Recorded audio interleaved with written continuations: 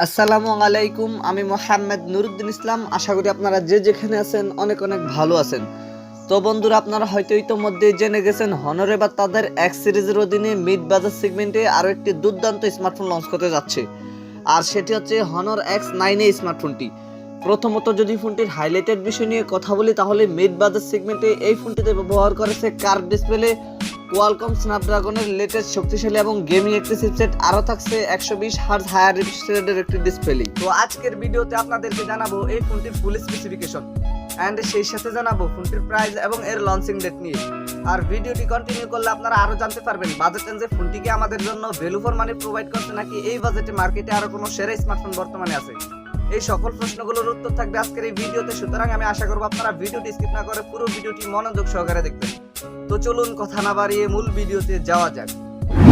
First of all যদি ফোনটির design and এর বিল্ড কোয়ালিটি নিয়ে কথা বলি, তাহলে হনর X9a এই স্মার্টফোনটির পেছনে ব্যবহার করা হয়েছে গ্লাস অ্যান্ড প্লাস্টিকের একটি সম্মিলিত ব্যাক প্যানেল। ফোনটির পেছনে গ্লাস অ্যান্ড প্লাস্টিকের সম্মিলিত ব্যাক প্যানেল ব্যবহার করায় ফোনটিকে যখন আপনারা কভার ছাড়া ব্যবহার করবেন, তখন ফোনটির পেছনে স্ক্র্যাচ পড়ার সম্ভাবনা একেবারে নেই বললেই চলে। তবুও আমি রিকমেন্ডেশন করবো আপনার প্রোটেকশনের জন্য ফোনটির পেছনে অবশ্যই একটি কভার লাগিয়ে নেবেন। আর এই ফোনটির থিকনেস করা হয়েছে 7.9 মিলিমিটার। একই সাথে ফোনটির ওয়েট করা হয়েছে 175 গ্রাম। তবে বাজেট সেগমেন্টে ফোনটির ওয়েট আরও কিছুটা কম হওয়া দরকার ছিল। ফোনটির রিয়ার প্যানেলে আসলে আপনারা একটি ক্যামেরা বাম্পারের মধ্যে পেয়ে যাবেন ট্রিপল ক্যামেরা সেটআপ, এবং ফোনটির ফ্রন্ট ফাটে আসলে ফুল ভিউ ডিসপ্লের মাঝখানে থাকছে একটি punch hole cut out camera setup. এই ফোনটিকে আপনারা titanium, silver, emerald green and midnight black এই তিনটি কালারই পেয়ে যাবেন। তো ফোনটির ডিজাইন নিয়ে বলতে গেলে পার্সোনালি এই ফোনটির ডিজাইন আমার কাছে অনেক ভালো লেগেছে। আপনাদের কাছে ফোনটির ডিজাইন কেমন লেগেছে কমেন্ট করে অবশ্যই জানাবেন।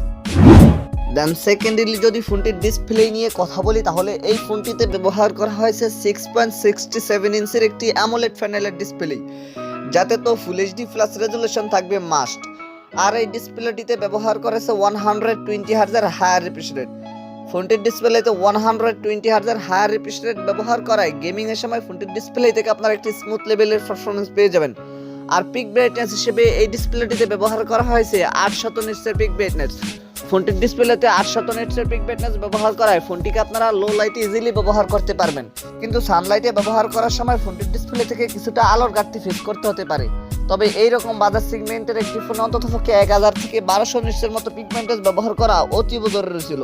আর এই ডিসপ্লেটিতে সাপোর্ট করবে 1 বিলিয়ন পর্যন্ত কালার, এবং পিপিআই হিসেবে এই ডিসপ্লেটিতে ব্যবহার করেছে 395 পিপিআই ডেনসিটি।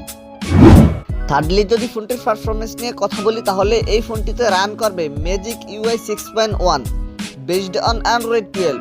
আর চিপসেট হিসেবে এই ফোনটিতে ব্যবহার করা হয়েছে কোয়ালকম স্ন্যাপড্রাগন 695 5G, যেটি 6 ন্যানোমিটার আর্কিটেকচারে বিল্ড করে একটি অক্টা-কোর প্রসেসর। বরাবরের মতো আপনারা সকলেই জানেন এই প্রসেসরটি কিন্তু যথেষ্ট পাওয়ারফুল এবং গেমিং একটি চিপসেট। আর একই সাথে জিপিইউ হিসেবে এই ফোনটিতে ব্যবহার করা হয়েছে Adreno 619। এই জিপিইউটি কিন্তু অনেক একটি স্টেবল জিপিইউ, যার ফলে এই ফোনটি থেকে আপনারা একটি স্টেবল পারফরম্যান্স পেয়ে যাবেন। আর এই ফোনটিকে আপনারা 6128, 8128 অ্যান্ড 8256 এই তিনটি ভেরিয়েন্টে পেয়ে যাবেন। ফোনটিতে কেবল আপনারা দুইটি সিম কার্ড ব্যবহার করতে পারবেন, কিন্তু আলাদা কোনো ম্যাইক্রো এসডি কার্ড স্লট ব্যবহার করতে পারবেন না। আমার মনে হয় ফোনটিতে এত ভালো মানের স্টোরেজ ক্যাটাগরি ব্যবহার করার ফলে ফোনটিতে আলাদা কোনো ম্যাইক্রো এসডি কার্ড স্লটের অপশন একদমই প্রয়োজন হয় না। ফোনটির ক্যামেরা সেকশন নিয়ে কথা বলতে গেলে এই ফোনটির রিয়ার প্যানেলে ব্যবহার করা হয়েছে 3টি ক্যামেরা, যার মেইন সেন্সরটি 64 মেগাপিক্সেলের। সেকেন্ডারিতে থাকছে 5 মেগাপিক্সেলের একটি আল্ট্রাওয়াইড, এবং থার্ডে থাকছে 2 মেগাপিক্সেলের একটি ম্যাক্রো ক্যামেরা। ফোনটির রিয়ার ক্যামেরা দিয়ে আপনারা সর্বোচ্চ ভিডিও শুট করতে পারছেন 1080p 30fps রেজুলেশনে। তবে ফোনটির রিয়ার ক্যামেরাতে 4K রেজুলেশনে ভিডিও শুট করার মতো কোনো ধরনের অপশন থাকছে না, কিন্তু এইরকম বাজার সেগমেন্টের একটি ফোনে অন্ততপক্ষে 4K রেজুলেশনে ভিডিও শুট করার অপশনটি দেওয়া অতীব জরুরি ছিল। আর সেলফি ক্যামেরা হিসেবে এই ফোনটিতে ব্যবহার করা হয়েছে 16 মেগাপিক্সেলের একটি ওয়াইড ক্যামেরা। ফোনটির সেলফি ক্যামেরা দিয়েও আপনারা 1080p 30fps রেজুলেশনে ভিডিও শুট করতে পারছেন। ফোনটির ব্যাটারি অ্যান্ড এর চার্জার নিয়ে কথা বলতে গেলে এই ফোনটিতে ব্যবহার করেছে 5100 মিলিঅ্যাম্পিয়ার একটি সুবিশাল ব্যাটারি, যার সাথে থাকছে 40 ওয়াটের একটি চার্জার। আর আপনারা সকলেই জানতে পেরেছেন এই ফোনটির চিপসেটটিও কিন্তু যথেষ্ট পাওয়ারফুল একটি চিপসেট। একই সাথে এই ফোনটিতে ব্যবহার করা হয়েছে অনেক সুবিশাল মাপের একটি ব্যাটারি, যার ফলে এই ফোনটি থেকে আপনারা একটি লং লাস্টিং ব্যাটারি ব্যাকআপ পেয়ে যাবেন। এছাড়া সিকিউরিটি হিসেবে ফোনটিতে থাকছে আন্ডার ডিসপ্লে ফিঙ্গারপ্রিন্ট, আর ফিচার হিসেবে ফোনটিতে থাকছে audio jack 3.5 Bluetooth 5.0, USB type C port 2.0, wifi 100/11 NFC সহকারে থাকছে জিপিএস। ফোনটির প্রাইস নিয়ে কথা বলতে গেলে এই ফোনটির প্রাইস হতে পারে ইন্ডিয়ার মার্কেটে 35 থেকে 36,000 রুপির মতো, আর বাংলাদেশি মার্কেটে এই ফোনটির প্রাইস হতে পারে প্রায় 45,000 টাকার মতো। তো এই ছিল আমাদের আজকের ভিডিও। আশা করি আপনাদেরকে এই ফোনটি সম্পর্কে মোটামুটি একটি ভালো ধারণা দিতে পেরেছি। এরপরে যদি আপনাদের কোনো সমস্যা থেকে থাকে তাহলে কমেন্ট বক্সে জানাতে পারেন, আমি চেষ্টা করবো আপনাদের কমেন্টে রিপ্লাই দেওয়ার জন্য। আর যদি মনে হয় ভিডিওটি থেকে একটু উপকৃত হয়েছেন তাহলে ভিডিওটিতে একটি লাইক দিয়ে দিবেন, ভিডিওটি বন্ধুদের মাঝে শেয়ার করে দিবেন। Anyway, thank you so much for watching this video. দেখা হচ্ছে খুব শীঘ্রই নতুন কোনো ভিডিওতে নতুন কিছু নিয়ে। টিল দেন টেক কেয়ার, আসসালামু আলাইকুম।